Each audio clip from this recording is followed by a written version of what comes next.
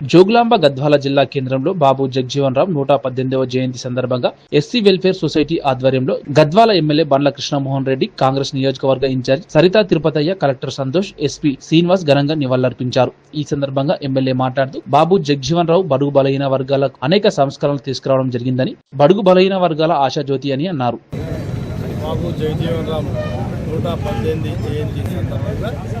ఈరోజు ఒక ఆదర్శమైన నాయకుడు, యావత్ దేశానికి బడుగు బలహీన వర్గాలకు, అదేవిధంగా అన్ని మతాలు అన్ని కులాలను గౌరవిస్తూ ఈరోజు ఏ విధంగా మనుగడ సాధించాలి,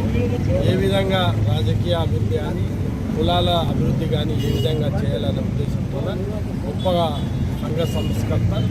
బాబు జగజీవన్ రావు జయంతి సందర్భంగా అందరూ కూడా నా హృదయపూర్వక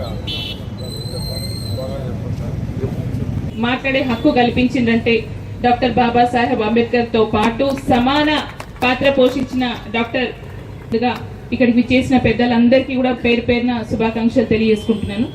అలాగే 118వ జయంతి ఈరోజు అంటే ఎన్నో కష్టాలు, అవమానాలు,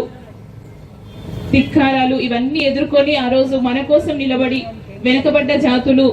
ఎప్పటికైనా వాళ్ళకి న్యాయం జరగాలి, సమాన హక్కు కలగాలి అని మన కోసం చేసిన పోరాటంలో